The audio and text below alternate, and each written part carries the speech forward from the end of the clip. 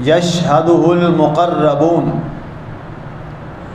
ہاں یہ پختہ بات ہے، یقیناً نیک لوگوں کی کتاب عمل علیین میں ہوگی، اور آپ جانتے ہی ہیں علیین کیا ہے، ایک محفوظ جمع شدہ تحریر ہے، انتہائی نزدیک والے اس کی نگرانی کرتے ہیں۔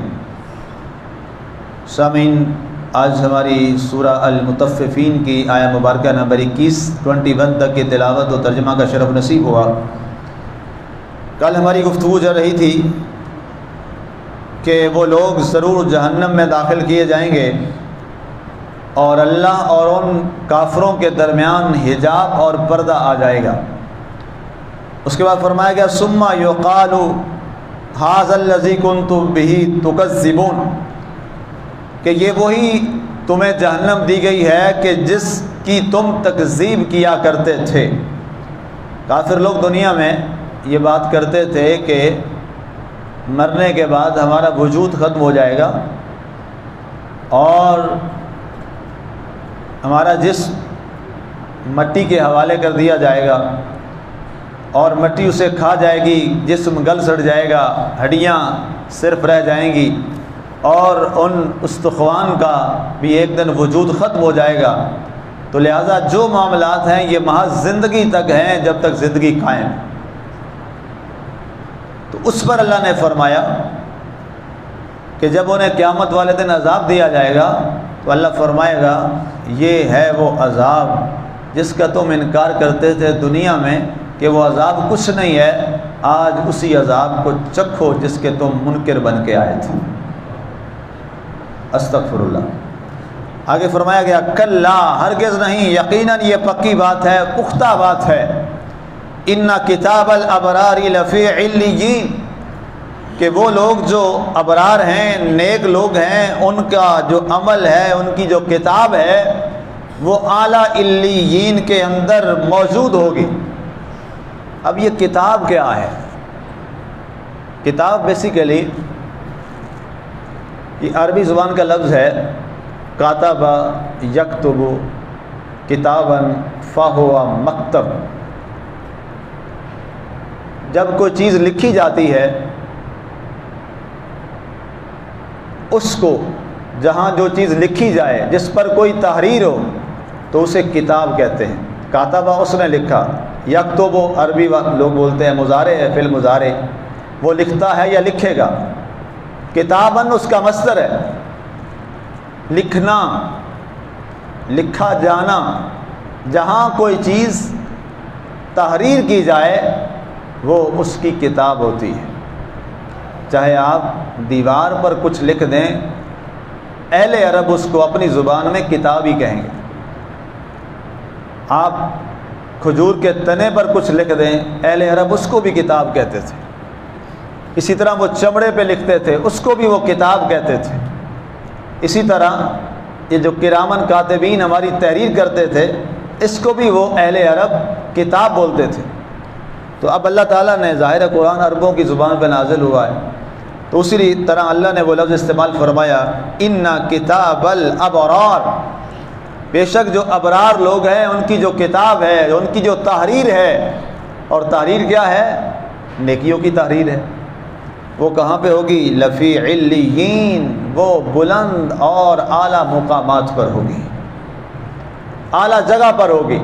ابرار لوگ، پرسوں ترسوں شاید میں نے بات بتائی تھی صبح کے درس میں ہی کہ کچھ ابرار ہوتے ہیں، کچھ مقربین ہوتے ہیں۔ ابرار کی جو سپرلیٹو ڈگری ہے، اعلیٰ درجہ ہے، وہ مقربین کا ہے۔ جیسے آپ بولتے ہیں نا گڈ، بیٹر، بیسٹ، تو گڈ اور بیٹر جو ہے یہ ابرار کہلاتے ہیں عربی زبان میں، اور جو بیسٹ ہے، جو سب سے اچھا اور اعلیٰ ہے، وہ کون ہے؟ وہ مقرب الی اللہ ہے۔ جو شخص ہر وقت اللہ کے قرب میں رہتا ہے، اس کا عمل اتنا کمال کا مضبوط عمل ہے کہ وہ اللہ کے قرب میں رہتا ہے، تو اللہ تعالیٰ اس کو سب سے سپرلیٹو ڈگری کا اعزاز اور درجہ عطا فرماتا ہے۔ جو ابرار لوگ ہوتے ہیں ان پہ غالب نیکی رہتی ہے، لیکن کبھی کبھی ان سے برائی بھی سرزد ہو جاتی ہے، وہ غلطی بھی کر جاتے ہیں، لیکن تقریباً زیادہ پرسنٹیج کیا ہوتی ہے؟ وہ نیکی کی ہوتی ہے، انہیں ابرار کہا جاتا ہے۔ اس لیے اللہ نے قرآن میں فرمایا حسنات الابرار سیئات المقربین، کہ وہ جو ابرار لوگوں کے ہاں نیکی ہوتی ہے، مقربین کے ہاں وہ گناہ ہوتا ہے۔ مقربین کے ہاں وہ کیا ہوتا ہے؟ وہ گناہ ہوتا ہے۔ اب یہاں پہ فرمایا گیا کہ ابرار لوگوں کا جو نامہ اعمال ہے وہ علیین میں ہے، وما ادراک ما علیون، اور آپ کو کیا معلوم کہ یہ علیین کیا ہے؟ علیین کسے کہتے ہیں؟ کتاب مرقوم، یہ ایک محفوظ جمع شدہ تحریر ہے۔ یہ جو علیین ہے وہ بلند مقام ہے، مرتبہ ہے، اعلیٰ رفعت والا مرتبہ مقام والی جگہ ہے۔ وہ ہے کیا اور وہاں رکھا کیا ہے؟ وہاں ایک تحریر، محفوظ تحریر ہے جو آپ کی اور میری اور سب کی تحریر بنائی جاتی ہے۔ ایک ہماری پوری ڈسک ہوتی ہے، ہماری پوری ایک ریل ہے جو مسلسل زندگی کی چل رہی ہے۔ تو جہاں پر اس پوری ڈسک کو محفوظ کیا جاتا ہے تو اسے کہتے ہیں علیین، اور اسے کہتے ہیں کتاب مرقوم، لکھی ہوئی محفوظ شدہ کتاب۔ اچھا، اب اللہ تعالیٰ نے کئی جگہ پر اس کا ذکر کیا ہے، پہلے بھی گزرا ہے، کتاب و مرقوم، محفوظ جمع شدہ تحریر۔ اب یہ علیین میں اللہ فرماتا ہے اے لوگو، اگر تم یہ چاہتے ہو کل بروز حشر تمہاری جو ڈسک ہے وہ ایسی ہو کہ اللہ تمہیں وہ دائیں ہاتھ میں پکڑا دے۔ ظاہر ہے ہماری یہ کتاب، دو کتابیں ہیں نا جی، ایک کرامن کاتبین کی دائیں ہاتھ والی ہے اور ایک بائیں والی ہے۔ دائیں میں کیا لکھا جاتا ہے؟ نیکیاں ہی نیکیاں لکھی جاتی ہیں، اچھائیاں ہی اچھائیاں لکھی جاتی ہیں، اور بائیں والے میں کیا ہے؟ برائی اور برائی ہی لکھی جاتی ہے، گناہ اور گناہ ہی لکھا جاتا ہے۔ تو اس لیے فرمایا اللہ سے دعا مانگا کرو اور عمل بھی کیا کرو کہ قیامت والے دن اللہ ہمیں دائیں ہاتھ میں نامہ اعمال عطا فرما دے۔ اب یہ علیین اسی کا ایک اور وضاحت کا پہلو ہے کہ یہ ایک لکھی ہوئی محفوظ شدہ تحریر ہے، جس کو تحریر تو ہمارے فرشتوں نے کیا ہے، کرامن کاتبین نے، لیکن انہوں نے ایک بات بھی اضافے کے ساتھ نہیں لکھی اور ایک بات کمی کے ساتھ نہیں لکھی۔ جو کچھ لکھا ہے وہ تمہارا عمل ہے، تمہارا کریکٹر ہے، اور جب تم دنیا سے آخرت کا سفر کرو گے تو وہ پوری تحریر سامنے کر دی جائے گی۔ یہ بڑا خطرناک وقت ہوگا، یہ بڑا پشیمانی والا وقت ہوگا۔ پھر انسان کہے گا ہائے میں نے یہ بھی ٹھیک کیا ہوتا، میں نے یہ جو غلط ہے یہ بھی ٹھیک کیا ہوتا، یہ جو غلط لکھا آ رہا ہے یہ بھی صحیح ہوتا، لیکن اب پچھتائے کیا ہو جب چڑیاں چگ گئیں کھیت۔ اب تو وقت نہیں ہے۔ دنیا دارالعمل تھی اور آخرت کیا ہے؟ دارالجزا۔ آخرت دارالجزا ہے، وہ دارالعمل نہیں ہے۔ وہاں تو صرف بدلے دیے جائیں گے، بدلے اس کے مطابق دیے جائیں گے جو دنیا میں ہم نے کیا، جو ہم نے آگے بھیجا ہے۔ یشہدہ المقربون، انتہائی نزدیک والے اس کی نگرانی کرتے رہتے ہیں۔ اب وہ مقربین سے کون مراد ہے؟ اللہ کے ملائکہ، فرشتے۔ فرمائے وہ جو فرشتے ہیں، مقرب فرشتے ہیں، وہ ان کی اس پوری محفوظ شدہ تحریر کا تحفظ ان کے ذمہ ہے اور اس کی وہ حفاظت کرتے ہیں۔ جیسے ایک بڑا مشہور قول ہے جو بیان کیا جاتا ہے کہ انسان کو جب تک موت نہیں آتی، اس کے موت کا وقت نہیں ہوتا، تو اس وقت تک موت خود اس شخص کی حفاظت کرتی ہے۔ اندازہ کر لیجیے، جب تک وقت مقررہ نہیں آتا تو خود موت انسان کی حفاظت کرتی ہے کہ اسے موت نہ آ جائے۔ یہ رب کا نظام ہے۔ اور جب موت کا بلاوا آ جاتا ہے، پھر انسان لاکھ پردوں میں ہو، پھر انسان لاکھ نیکیوں والے عظیم درجے پر بھی بیٹھا ہو، تو پھر کیا ہے؟ اذا جاء اجلہم لا یستاخرون ساعۃ ولا یستقدمون۔ اللہ فرماتا ہے جب پھر تمہاری موت کی گھڑی آ جاتی ہے، نہ پھر ایک لمحہ پہلے آ سکتی ہے نہ ایک لمحہ بعد میں آ سکتی ہے، وہ وقت مقررہ پر ہی آ کے رہتی ہے۔ تو لہٰذا اہلیان ایمان، سامعین و ناظرین و سامعات و ناظرات، اللہ ان آیات میں ہم سے چاہتا یہ ہے اور اس کی منشا یہ ہے اور اس کی تمنا یہ ہے کہ کسی طرح تم لوگ ابرار کی صف میں آ جاؤ۔ کسی طرح تمہارا نامہ اعمال ایسا ہو کہ تمہیں شرمندہ نہ ہونا پڑے، تمہارا نامہ اعمال ایسا نہ ہو کہ جس میں سوائے جھوٹ و فریب و مکار کے کچھ نہ ہو، بلکہ ایسا نامہ اعمال لے کے آؤ کہ ابرار والی صف میں تم کھڑے ہو اور تمہیں اللہ کے دربار میں پہنچایا جائے تو تم کہو کہ اے اللہ، تو نے جتنی مجھے زندگی عطا کی تھی میں نے وہ ساری زندگی تیری امانت سمجھ کر میں نے تیری راہ میں بسر کر دی، گزار دی۔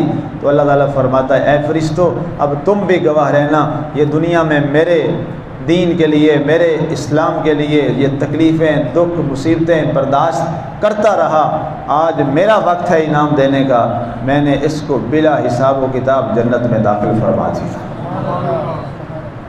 حق کی وابستگی، دین کے ساتھ وابستگی اور دین کے لیے قائم رہنا اور کھڑے رہنا اور دین کے اصولوں پر سودے بازی نہ کرنا، یہ اللہ کی بھی منشا ہے، اللہ کے رسول کی بھی منشا ہے۔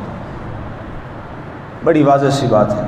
اللہ تعالیٰ کی ذات ہمیں ابرار کی صف میں شامل فرمائے، اور ابرار ایسے ہوں جو اس کی بارگاہ میں مقربین کے راستے کے مسافر ہوں، تاکہ انسان ان مسافرین کے ساتھ چلے تو ایک دن انسان اپنی منزل کو پہنچ ہی جائے۔ چلنے والے ذرا نکل گئے ہیں، جو ٹھہرے ذرا کچل گئے ہیں۔ جو لوگ ٹھہر جاتے ہیں، رک جاتے ہیں، انہیں حوادثات زمانہ کرش کر دیتا ہے، اور جو اپنی منزل کے راہی بن کر چلتے رہتے ہیں تو وہ جلد یا بدیر اپنی منزل پر ضرور پہنچ ہی جایا کرتے ہیں۔ اس لیے مسلمانوں، ہم نے اپنی منزل کا سفر جاری رکھنا ہے، ہم نے سفر کو چھوڑنا نہیں ہے۔ جس حد تک ہم نے دین سیکھنا ہے، دین پڑھنا ہے اور دین کی صدا کو بلند کرنا ہے۔ کوئی نہیں، آج حالات اگر ایسے ہیں کہ اسے یتیم بنانے کی پوری کوشش ہو رہی ہے، دین کو اور اس کے معاملات کو اور اسلام کو، لیکن ظاہر ہے کوئی ایسی بھی شب ہے جس کی سحر نہ ہو، ایسی رات کوئی نہیں ہوتی کہ جس کی صبح نہ ہو۔ کوئی نہیں، آج حالات ایسے صحیح، لیکن ایک دن ضرور ایسا وقت آئے گا انشاءاللہ چار دانگ عالم میں سب سے اونچا جھنڈا میرے آقا کے دین اسلام کا ہوگا انشاءاللہ۔ کوئی بات نہیں، دیر لگ جاتی ہے، ٹائم لگ جاتے ہیں۔ نوح علیہ السلام کو بھی تو 312 اور 310 مسلمان کرنے کے لیے 900 سال لگ گئے تھے، 900 سال، اور 3 روایتیں ہیں، 309، 310، 313۔ اب یہ کوئی تعداد تو کوئی نہ ہوئی، 900 سال۔ لیکن نوح علیہ السلام نے فرمایا یہ تو 313 ہیں، اگر صرف 3 بھی ہوتے تو میں اللہ کے ہاں سرخرو تھا اور اللہ کے حاضر میں نے کوئی عرض کر دینا تھا، اللہ میں نے اپنی پوری ایڑی چیٹی کا زور لگایا، تبلیغ پہنچائی، تیرا پیغام پہنچایا، لوگ نہیں آئے تو جان تیرا کام جانے۔ لیکن یاد رکھیے مسلمانوں، اللہ نے ہم پہ بڑا کرم کیا ہے، اللہ نے ہم پہ بڑی رحمت کی ہے کہ اس نے ہمیں اپنا محبوب عطا فرمایا۔ یہ بہت بڑا اس کا احسان ہے، اور قرآن میں اس نے کسی احسان کا بدلہ نہیں جتلایا، لیکن جب محبوب کی باری آئی نا تو اللہ خود بول اٹھا، خود فرمایا لَقَدْ مَنَّ اللَّهُ عَلَى الْمُؤْمِنِينَ إِذْ بَعَثَ فِيهِمْ رَسُولًا۔ تحقیق قسم ہے اللہ تعالیٰ نے تم میں اپنا محبوب بھیج کر تم پر اس نے بڑا احسان فرمایا ہے۔ اپنا محبوب تو کوئی نہیں دیتا، اپنا محبوب کی طرف کوئی دوسرا دیکھے تو کہتا تیری آنکھ نکال کے رکھ دوں گا۔ آنکھ دیکھنا کوئی نہیں دیتا تو دینا تو دور کی بات ہے، اس کی کرم فرمائی کی انتہا نہیں ہے، اس نے اپنا محبوب ہی ہمیں عطا کر دی۔ اور پھر محبوب کے فالورز اور محبوب کو ماننے والے وہ اپنے بدعمالیوں کی وجہ سے پھر بھی جہنم میں چلے جائیں تو یاد رکھنا اللہ کو یہ بات ناپسند ہے، اور آقا کو یہ بات دکھ دینے والی ہے، آقا کو یہ بات تکلیف دینے والی ہے۔ اگر آپ چاہتے ہیں کہ ہمارے آقا ہم سے راضی ہو جائیں، ہم سے خوش ہو جائیں، تو ہماری اپنی ساری زندگیوں کا جو قبلہ ہے وہ قبلہ رخ ہو کر روضہ رسول کی جانب پھر جائے اور مڑ جائے، اور انسان کا ہر عمل اس کے مطابق ہو جائے جو گنبد خضرا کے مکی ہم سے چاہتے ہیں ہم ایسے۔ اللہ ہم سب کو عمل کی توفیق عطا فرمائے، اور میرا مالک ہمیں پہلے ابرار کی صف میں شامل فرمائے اور پھر ابرار پہ ہم نہ ٹھہریں، آگے چلتے رہیں کہ اللہ تعالی ہمیں قرب والے مقام پر فائز فرما دے۔ آمین۔ وما علینا الا البلاغ المبین۔